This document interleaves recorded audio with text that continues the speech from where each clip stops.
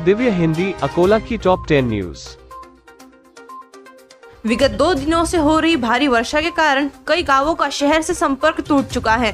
गांधीग्राम परिसर से बहने वाली पूर्णा नदी एक बार फिर उफान पर बह रही है। नतीजा ये हुआ कि दोपहर से इस मार्ग पर वाहनों का आवागमन रोक दिया गया है। साथ ही अकोट शेगांव, अकोट अकोला, तिल्हार और वरवट शेगांव रास्ता भी बंद किया गया है।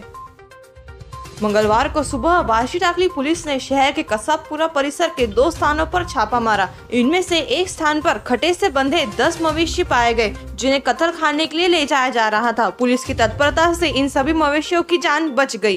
गोवंश की कुल कीमत 1,35,00,000 रुपए आकी गई है।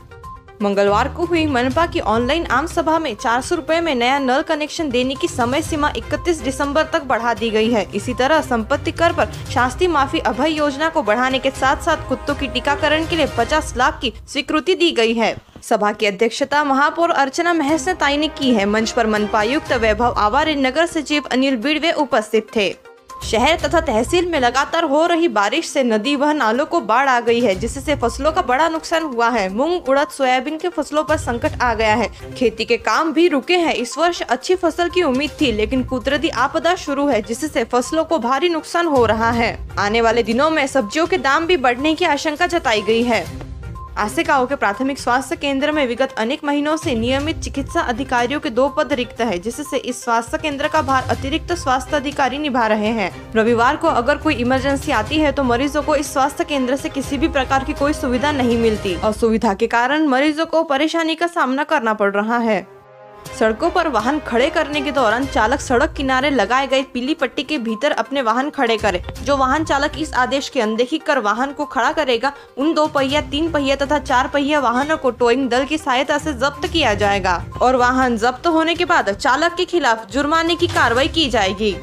भारी भरकम बिलों से बचने के लिए कई उपभोक्ताओं द्वारा इलेक्ट्रिक मीटर में हेराफेरी की जाती है। इसी तरह चोरी पकड़े जाने पर उपभोक्ताओं को बड़ी कीमत भी चुकानी पड़ती है और मीटर से भी हाथ धोना पड़ता है। 1000 रुपए से लेकर लाखों रुपए तक का जुर्माना उपभोक्ता पर लगाया जाता है। किंतु अब इन नियमों को और भी कठोरता से लागू करने की तैयारी महावितरण की ओर से की जा रही है। लाखों भक्तों की तारणहार रानी सती दादी जी का भादवा बदी उत्सव सोमवार को स्थानीय रानी सती धाम में उत्सव के साथ मनाया गया। इस अवसर पर 56 भोग दर्शन कार्यक्रम श्रद्धा के साथ हुआ। इस पर्व के उपलक्ष्य में दादी की प्रतिमा का श्रृंगार कर मंदिर की सजावट की गई थी। कोरोना का प्रकोप कम होता देख सरकार अब प्राथमिक शालाएं शुरू करने पर विचार विमर्श कर रही है। सरकार ने कोरोना टीका लेने के लिए शिक्षक समेत सभी कर्मचारियों को 5 सितंबर तक की डेडलाइन दी थी। यह डेडलाइन खत्म होने के बाद भी 2 दिन बीत गए हैं। उसके बावजूद अब तक अकोला जिले में 5% शिक्षकों ने टीका नहीं लगवाया है।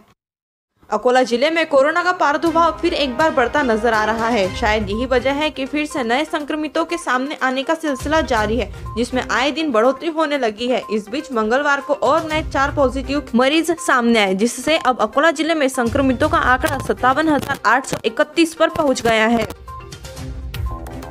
दिव्य हिंदी न्यूज, हम सिर्फ जानकारी देने का ही कार्य नहीं करते, बल्कि हम लोकशाही के चौथे मजबूत आधार स्तंभ की भूमिका निभाने का भी कार्य करते हैं।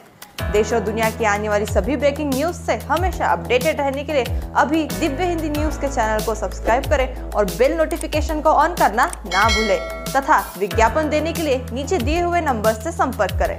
धन्यवाद।